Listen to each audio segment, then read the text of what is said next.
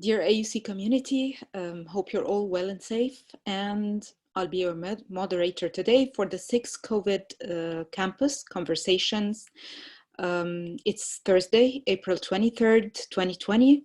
Joining us today are President Francis Ricciardoni, AUC Councillor Ashraf Hatem, as well as members of the Coronavirus Response Task Force, AUC Provost Ehab Abdulrahman, VP for Marketing, Communication and Public Affairs, and the head of the task force, Dina Boulfutouh, VP for Management and Operations, Shireen Shaker, VP for Digital Transformation, Ayman Abdul Latif, VP for University Affairs and Chief of Staff, Rania Borai, VP for Student Life, Dina Borai, and also would be joining us today, Senior Associate VP for Human Resources, Sarah Rifat, to address some questions that have been occurring concerning HR management.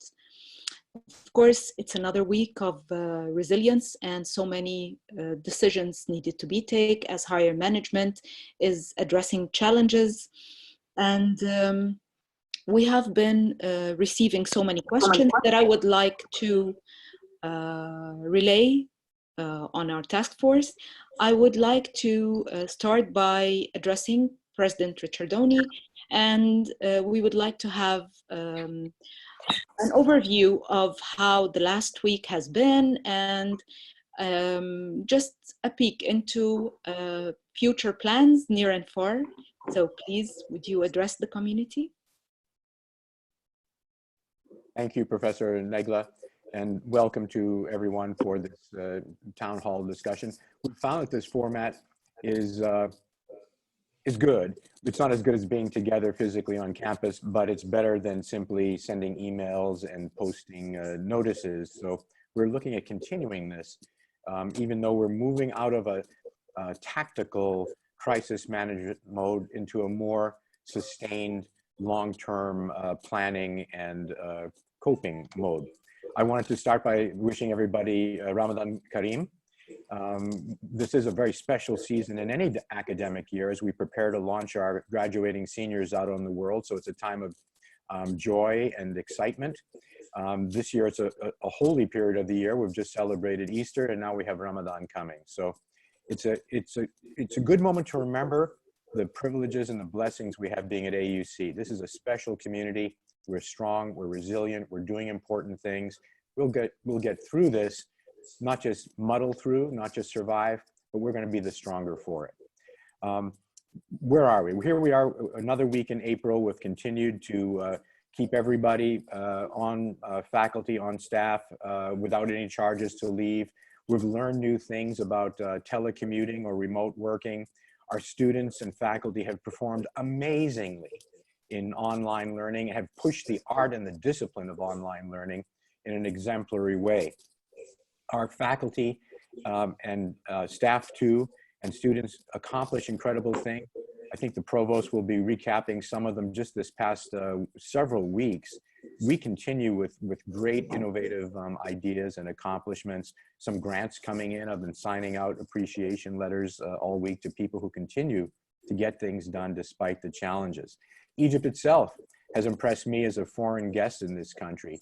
The Egyptian spirit of resilience is there, the excitement over the holidays, but real sobriety about the need to have discipline in responding to the public health guidelines. I watched President El-Sisi's clip from last night or this morning and compared it to what the political debate in the United States. Here there's a clarity of vision and I think a real discipline in moving forward, and that will carry this great country through.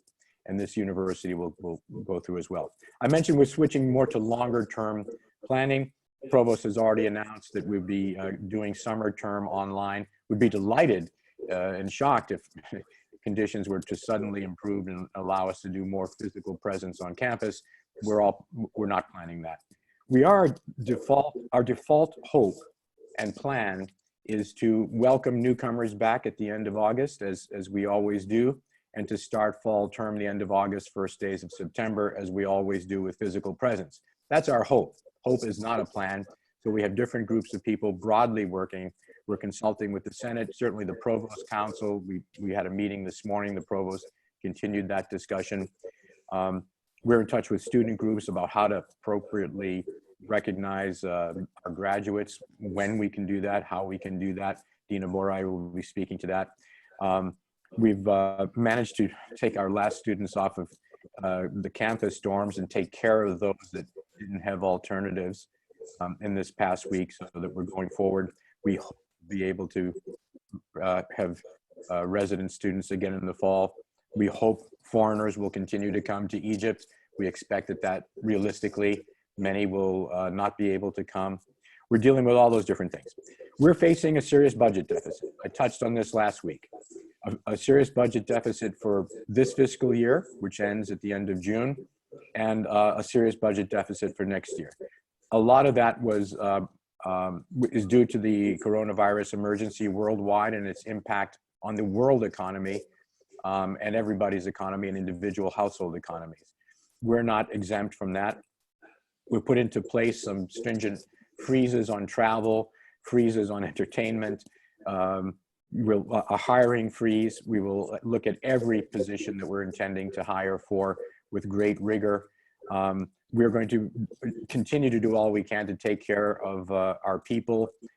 We probably will be facing some kinds of reductions over time, but we're going to do everything we can to mitigate the impact on those most vulnerable. Finally, I'd like to mention that, especially because this is Ramadan, but not only that, a number of us do give back generously and personally to support this university at a time when we are concerned about the well-being, especially of our lower graded employees. We have the Employee Emergency Relief Fund, and Sarah can speak to how that stands and how to contribute to it. I want to keep reminding people that exists as we're considering how to take care of those around us. I would point to that. I had put out also a special president's appeal to our trustees about 2 weeks ago. That's resulted in some funding coming in, modest amounts, that we can use also to support not only our employees in need, but also students who have special needs. And I would love to use it as well for emergency academic programming that we've had to resort to and maybe we hadn't budgeted for to enable things to go forward. Again, I'd like to express my appreciation, my pride in this community, in the resilience and the strength and the courage and the confidence everybody has displayed in the successes so far. We posited 2 goals, we're meeting them. Number 1, take care of the health of our people. So far, thank God, no confirmed cases of COVID-19 among our students, faculty, and staff. It's remarkable that we can still say that at this time. And even if it does come up, we're still going to be able to continue, I believe, with the second major goal, which is saving spring term for our students. And I believe we will have accomplished that over the next couple of weeks. Thank you very much. Thank you, President. I would like to address the second question to Councillor Ashraf. I hope he's with us now. We would like to have an overview of how the situation is in Egypt currently. We're looking at decisions being taken by the government, and we would like your input on that, please. Yes, thank you very much.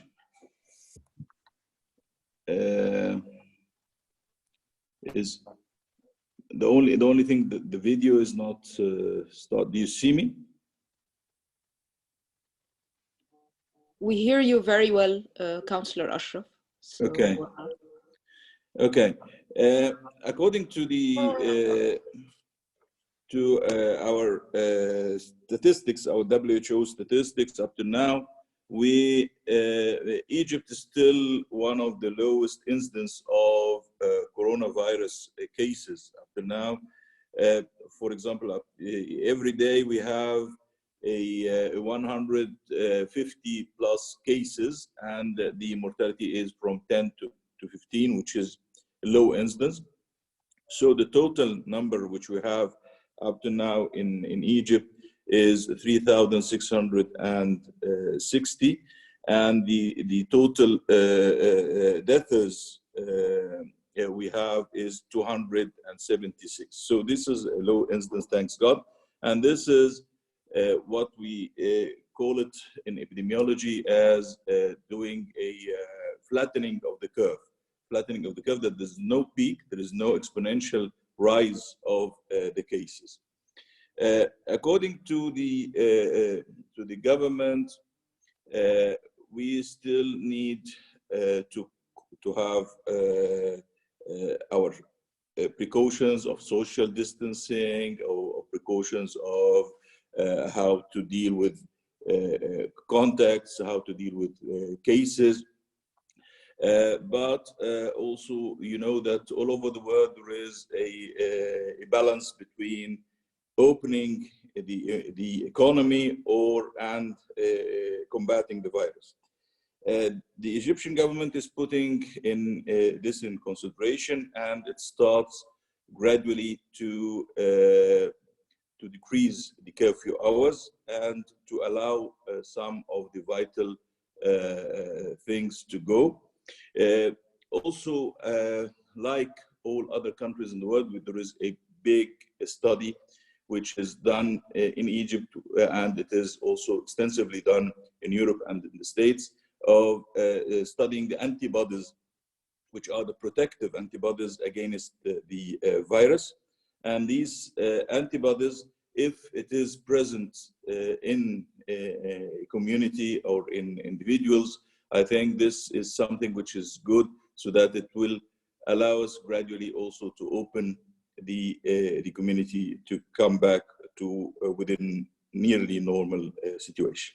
And this will happen within Ramadan and the months after Ramadan, inshallah. Oh, this sounds very promising. Let's hope for that, hope for the best. I would like to address my second question to Provost Abdurrahman, because it's quite related to this. Now that we're looking at the government starting to release slightly the ban on some of the business, and on the curfew hours, they're becoming a little bit stretched. We know that now for fact the summer semester is going to be online, but a question that's going very rapidly now with the advising process active for the students and for the faculty. How about the plans for fall? Can you please help us with the university plans on that? Thank you, Dr. Nagla. Yeah, as the president mentioned a minute ago, we're planning, we have different scenarios actually in place. One of them is, of course, as things, if things gets better, we go back to our campus and we start the fall semester face-to-face as we used to have it before. However, we're also planning to have a fully online fall semester as well. And this is under discussion now. The decision will be out in early July, end of June. It's not going to be out before that. So we are monitoring the situation, and we're ready for all scenarios. And the team on the ground working on making sure that when we go back to our courses in the fall, either face-to-face or online, the student will get the best education they can get. That's perfect. That's perfect. So when we're back, and hopefully we're going to be back soon, we really miss the campus. I would like to ask VP Shireen to give us an update on how things are going and how operations are going. Yes, good morning. Operations are going as best as can be on campus. So we have a minimal amount of task force of the staff still going on a daily basis to the campus to keep the campus safe, secure, and maintenance free, so that we don't come back to campus and find out a whole load of maintenance items to basically redo. So there is still a core staff that is still going to campus on a shift basis. We're trying to keep everybody safe, and at the same time keep the campus on a minimum or reduced operational level. Thank God until today, as the president has just said, that there are no confirmed cases up till now. We're doing our best in terms of diligence on all fronts, in terms of fumigation of the buildings, on a certain schedule. We're keeping the sanitizers all across campus. We're doing our best to protect the staff and the community that is still going to campus. But at the same time, of course, operation is down to the bare minimum. So no food outlets are open, the dorms are now emptied. So we're now keeping the campus as minimum operations as can be in order to protect the community and to protect our staff. Thank you so much. Thank you so much. A few correspondences has been coming regarding remote working as well. So it's not just about the academic process that we're looking at decisions by higher managements these days. Many questions are addressing remote working as well. I would like to address VP Rania concerning the matter. Yes, Nagla? Yes, thank you, dear. Would you please give us an overview of how things are operating now, what to expect in the very near future and further on? Sure. I mean, basically one of the main questions was sort of how are we going to be continuing? I mean, is when will remote work end? I think we can say that we're sort of monitoring the situation nationwide. And our main, of course, the important task is, you know, the safety of our employees.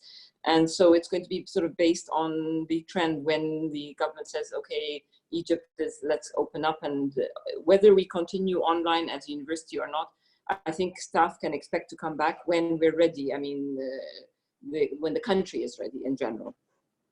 There was also another question that was posed related to whether this could continue and remote work can continue in general throughout the rest of the normal work process. So I believe that this period has been really a good pilot for us, and we can safely say, well, I mean, based on your job nature and based on your department needs, yes, we could actually potentially think of going, you know, everybody who can qualify to do remote work once a week or twice a week. We originally had a policy, so what we could do is sort of further development and see what makes sense depending on the timing and, of course, your actual job. So that's in a nutshell related to remote work. We also have Sarah Refat online, and I think you had some questions for her related to other more technical things. Yes, definitely. Sarah, it's so good to have you with us today, and we would like your input as well on the matter, because it's time that people are asking questions concerning the status of work, the operations of work, and the remote working process. So if you could kindly enlighten us on the process. Thanks, Dr. Nagla. I would like to start first by wishing everybody in our community Ramadan Kareem, and I hope all of our employees had a relaxing Easter break. I would like to emphasize my thanks to our staff before answering any questions, because all of our staff members, without exceptions, showed real flexibility and supporting us in this change and uncertain phase. So thanks to every single staff member in our community for the hard work and dedication and support to HR in order to streamline the operations of the campus.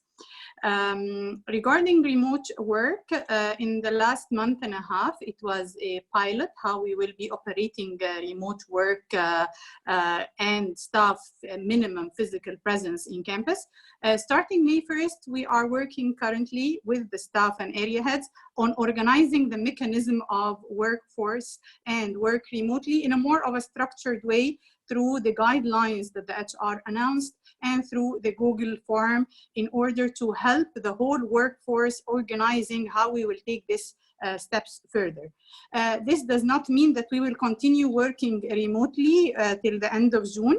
And all of us actually are wishing that we will end this phase and go back to campus if the health and safety of the campus will allow our staff to go back to their normal operations.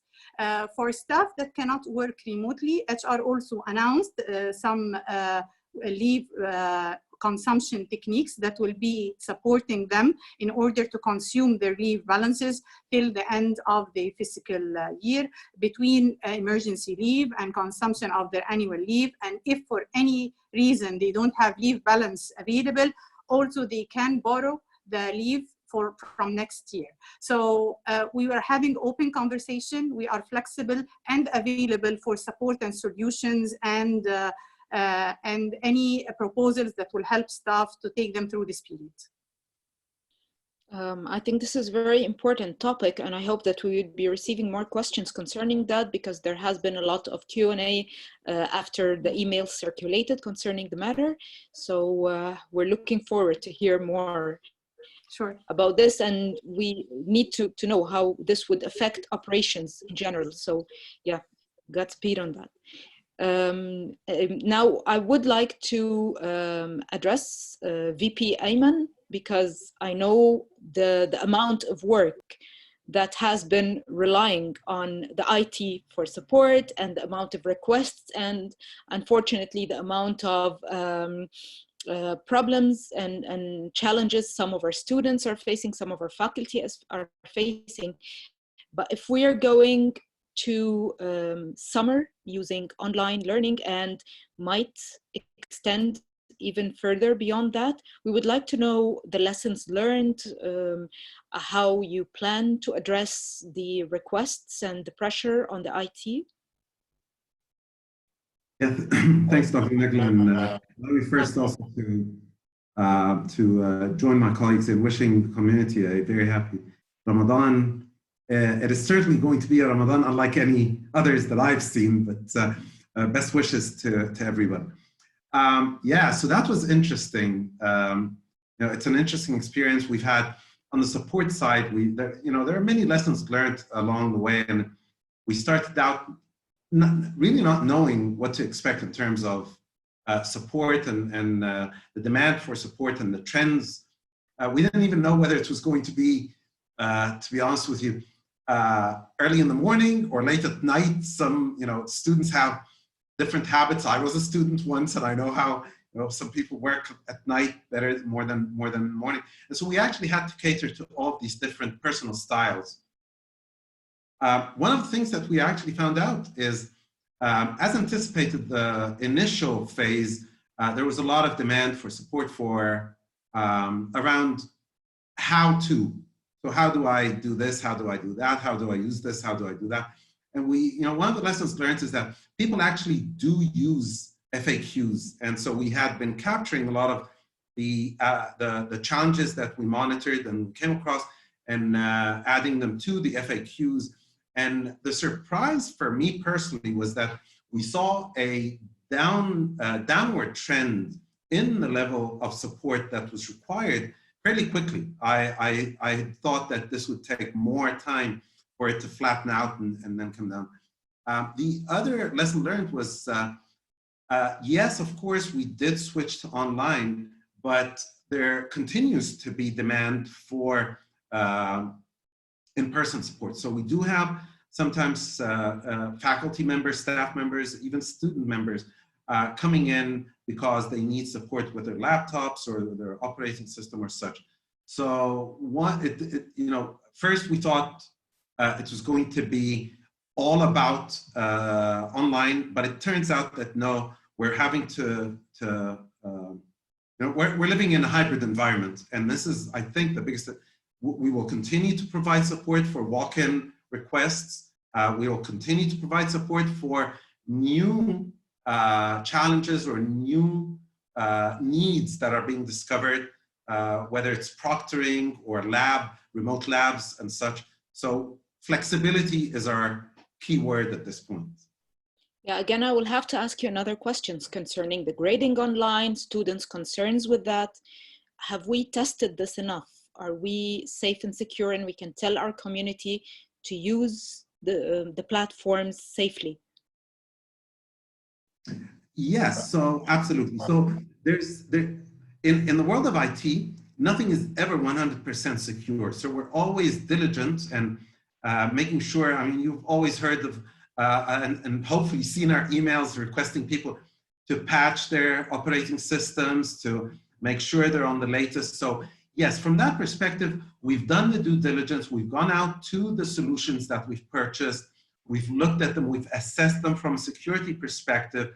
And we've also been following up with them. They've been doing a very good job of addressing issues as they come along. Because again, like I said, the world of IT is an ever-evolving world. Things pop up every day.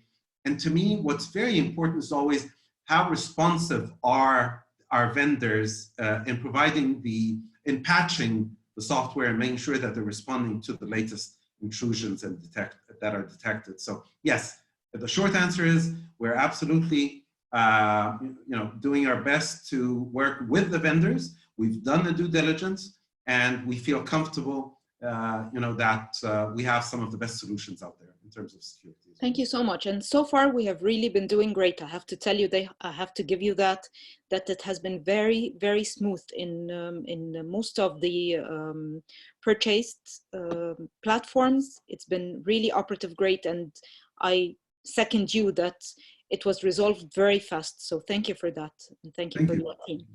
Now, again, Dr. Ihab, questions are rising concerning the summer semester, and students are saying, like, the pass-fail policy or pass non-credit policy, will this be applicable to the summer courses as well as the spring? Thank you, Dr. Nagel. This is a very important question, but let me, before we answer it, let me actually say that what we offered this semester, which is during the spring 2020, we do not, in the administration, we do not really consider it online teaching. We consider it as a remote teaching to cope with the situation that we found ourselves in.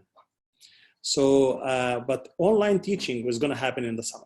And now we're preparing for the summer to have a truly online teaching. And that's going to be a totally different experience that the students will face and will see. And it's going to be much enhanced than what we offer now. The team is working now on putting templates for faculty to adapt what we call it online teaching. Well, the assessment will be clear, the syllabus will be clear, that the delivery methods will be also clear to the students from day one, even before they register for the course. And that's what we're working on now. And we're going to use that as a prototype of what may happen also in the fall. So that's how we are preparing for the situation. With that in mind, the grading system in the summer will be the normal grading system that we used to have in the university. The credit pass or the credit fail system was mainly for this spring semester to mitigate the situation that we are in, but it's not going to be applicable in the summer 2020. That's excellent to know, and that's good to communicate before advising. I think it's a very important question, and I think that students should really be made more aware of what non-credit grade means. So would you kindly, again, highlight what non-credit option means for the students? It's actually credit fail option. There's no non-credit in that option. Credit means that a student, after the grades come out this semester, he or she will look at their grade and decide course by course which one will be counted in his GPA. So he will leave the grade letter that he will receive in that course on the system, or she will opt to change that to credit.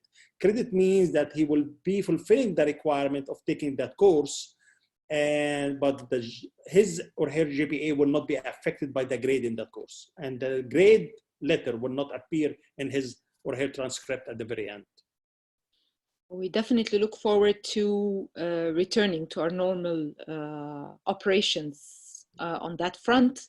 Honestly, it is another challenge, and it is an excellent exercise. Let's hope for the best, and we all are working for the best of the students. This takes me to VP Dina to address us more on the students' affairs. So it's the commencement and the question of the commencement. This is the centennial commencement here. So students are worrying about when it's going to be, how it's going to be. It's a big year. I'm sure we had amazing plans for it. And now, where are we from the commencement? VP Dina Borai? Thank you, Dr. Nagla. And like we were saying, and the president was saying, I miss students on campus. And so, of course, commencement is a very important part for our recognizing the accomplishments of a whole group of graduating seniors. And that's why, you know, we were postponing the decision. And of course, it's very clear now that June commencement is not going to be held as we planned. And right now we are working on scenarios for September. What is really great, of course, that we, as always, involve students. And so we're waiting for their proposals. They are due next week because, of course, as you know, the students have been very busy and they requested that they do that next week. And we have also considering proposals. Again, it depends on the government guidelines next fall. We hope that we can run a beautiful commencement then with social distancing, because of course coronavirus is, as Dr. Ashraf explained, it is plateauing, but at the same time going away it's another issue. And so perhaps we would consider outdoor commencements, school-based commencements. Everything is on the table, Dr. Nagla, and we are able to, we will make decisions by end of next week. But as I want to be very clear that the best scenario is to have the commencement in the traditional way. It will be on the table until, you know, the last minute, until we get to the scenarios for Corona-based with social distancing.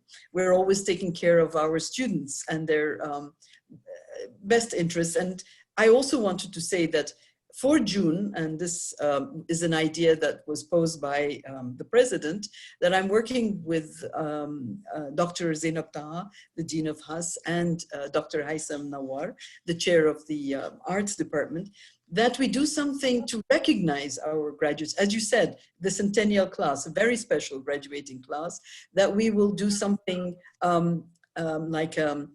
something online, creative, maybe some beautiful, clever, artistic slideshow for our graduates, something like that. We will be working on this as soon as the semester finishes, because faculty, all of you are very, very busy. So we will do something for them in June, inshallah. And that will be some commemoration, some celebration, virtual, and then hopefully we'll do something on the ground, Ya Rab, inshallah, in the fall. And I just want to take this opportunity, happy Ramadan to everyone, and kul sam tayyibin. Hopefully things will get better soon. So now I would like to go to VP Dina Abul Futuh, and if we have an online or a virtual commencement, I think that's a great idea to start again promoting optimism, that we're not just a resilient community, but a creative one as well, and that we take opportunities to rejoice life and rejoice our students' achievement and our faculty achievements as well. So tell me, what do you have in mind, ideas? How is it happening and going through summer and through fall as well? What are the plans to extend our reach out and promotion for AUC and activities on AUC? Thank you, Professor Nagla, and thank you for moderating. And I add my Ramadan wishes to the community. So I think a lot of what we've been sort of focused on in the past time frame has been all of these sort of crisis communications, things related to getting out the right information quickly, and that's been it's been a learning experience, and in a lot of ways it's helped focus and sort of sharpen the need to stay closely in touch. I think you're absolutely right. It's an interesting about the need to sort of communicate and keep the positive side of this and the resilience of the community. And when I know you were involved very closely in the centennial, it was kind of February was the centennial, and then we moved from the centennial to the coronavirus. So two different sets of communications, but both I think capture the kind of community spirit that we have at AUC and the level of resilience. So the AUC Together, sort of social media campaign was a great, and that's a very organic effort. So whether it's the things that the Department of the Arts and our student exhibitions are producing that you spoke about, or our own sort of community going out and expressing themselves, I think we need to continue to be focused on that and the sort of positive messages. We talked a lot about the sort of recruitment piece. And I think as we begin to deal with the new normal, there will be things that we learn during this crisis that we can adopt, and then sort of old practices that we know true and tried that we need to go back to in whether it's helping with student recruitment, whether it's helping create a community sort of our sense of community and our sense of our internal communications. I mean, even what we're doing today is this campus conversation. We've talked about this being an innovation that came as a result of this crisis, but I mean, hopefully soon we can all be in a room together and be able to do this face to face. But this is something we'd like to carry over and maybe see what other members of the community suggestions they have. How can we take this, adapt it, and keep it? It's something that we got from the crisis, but we can keep it with us moving forward. And I will also say that I've been not just the communications, I've been really pleased by the amount of sort of help and advice and initiative that people have shown in terms of helping us to identify what the issues are, keep the feedback coming, especially as we go week after week. We continue to have a lot of interest and a lot of people who are willing to say, here's what people are struggling with, here's what you should communicate, here's feedback on the website. And that's just really important as we kind of as a community think among ourselves, what do we need to share and how best do we stay connected? Thank you. Thank you so much. Provost Ihab, would you kindly give us an idea about the awarded proposals for the pandemic and post-pandemic research and innovative ideas, since we're talking about innovation now? Oh, of course. Nagla, let me say that when we were hit by the COVID-19 situation, Ala Idris, the Associate Provost for Research, Innovation and Creativity, started right away to think about what can we do from the research point of view, what can we do to help the community at EUC and the community at large in the country. So we launched a new initiative, we called it the Pandemic and Post-Pandemic Research and Innovation Initiative. And we asked faculty to submit us proposal to address that situation now and after COVID-19. And we received actually 26 proposals. All of them were excellent. I got to see them all. And we chose 10 of them to be funded. So those 10 span across all schools, all disciplines, and they are very interdisciplinary in nature. And from the names of the faculty and where they come from, you will notice that actually faculty came together to collaborate across disciplines to make sure that they cover all the aspects of each project and them. One of the projects, the first one, is to mitigate the socioeconomic effect of COVID-19 pandemic on vulnerable employment. And this is actually led by colleagues from sociology, Dr. Dina Makram Abeid, Dr. Amr Adli from political science, Hania Shulqami from the Social Research Center, and Samir Atallah from economics. I'll give you just an example, but the whole 10 proposals and the summary of them were actually shared with the community yesterday. Another one is actually to coping in Egypt during COVID-19 crisis. And this is actually to examine how Egyptians are coping with the COVID-19 crisis and the consequences on their well-being, and to provide immediate culturally sensitive public health related recommendation. And that's actually is led by our new faculty, Dr. Lamis Dessouki, Kate Ellis from psychology, and Zainab Khidr from the Social Research Center. I'm going down the list. Also, you look at from the engineering side, from the science side, you'll find also there is a proposal that looks at studying the enzymes which impact the virus ability to enter the lungs. So what kind of enzymes that actually impact the virus ability to enter the lungs? And that's a research that's led by Dr. Anwar Abdel Nasser from the Global Health and Human Ecology Institute, Dr. Hassan Al-Fawal, the Dean of SSE, Ahmad Mustafa from Biology, Muhammad Salama from the Global Health and Human Ecology Institute, and Mustafa Youssef from Mechanical Engineering. Also from computer science, we received a very good proposal, in my own opinion, that's led by Dr. Nouri Sak. And actually it's to build a data-driven, web-based, interactive and dynamic recommendation system that provides educators with personalized list of tech-based teaching techniques that are suitable for enhancing the classroom experience.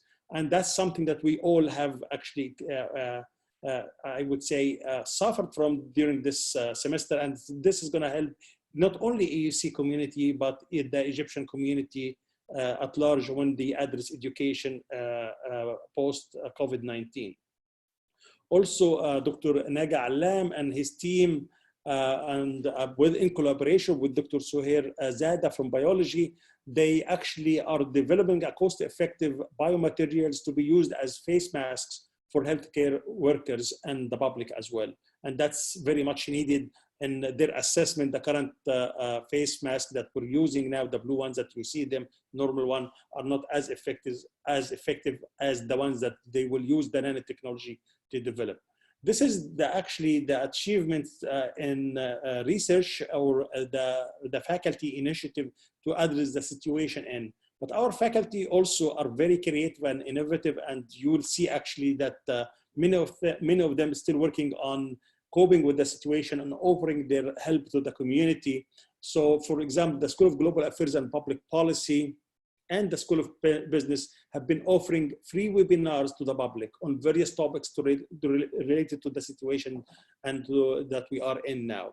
Also, the PVA, or known as the Performance and Visual Arts at the School of Hus, will switch to online student performances. And that's actually is going to be led by Dr. Zainab Taha, Haytham Nawar, John Babukas, Chelsea Green, and David Revertry.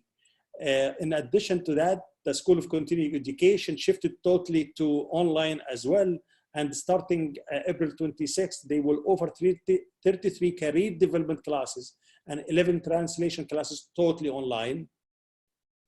And we also have witnessed great success in the School of Business and the School of Hus. So for example, Dr. Mariam Ayad have been selected by University of Harvard to be among the selected 5 research associates out of 100 applications in the Women Studies in the Religion program. And this is a very prestigious award to Dr. Mariam Ayad, and I really congratulate her on that. This shows the caliber of the faculty that we have at AUC. And also, School of Business has received 2 new recognition. So, as you know, the School of Business has been accredited by 3 accreditation bodies. That's why it's triple accredited. So recently, the Association to Advance Collegiate School of Business, known as the AACSP, has recognized the AUC Venture Lab, our own accelerator, as a School of Business 2020 Innovations that Inspire. The AACSP, as you know, is the global accreditation body for business education. Also, the School of Business recently completed the European Foundation Management Development's Business School Impact System, known as BSIS process, and received the BSIS label, proving that the school has significant impact in Egypt, the MENA region, and beyond. Our faculty continue actually to show us how great they are, how creative and innovative they are. And for that, I'm really grateful for all their hard work and continuation of their research in spite of the COVID-19 situation that we are facing now. This is a list to be proud of. Thank you for sharing this, and I hope everybody of our community is actually listening to this. This is very inspirational, and it does reflect how resilient this community is. So thank you so much for sharing this. And really, thank you, everybody. Everybody on the task force has been doing great. The whole community have been really doing great. And I would like President Ricciardoni to conclude our meeting if he wishes. I know that we miss his presence in our actual galleries and actual performances, and we would like his support as well in the virtual initiatives. So President Ricciardoni, would you like to conclude, please? Yes, thank you, Professor Negla. And as the provost has come up with this long list, one of the things I'm proudest of is our accomplishments in ordinary times. In these extraordinary times, what would otherwise be usual accomplishments of our students and faculty are really heroic.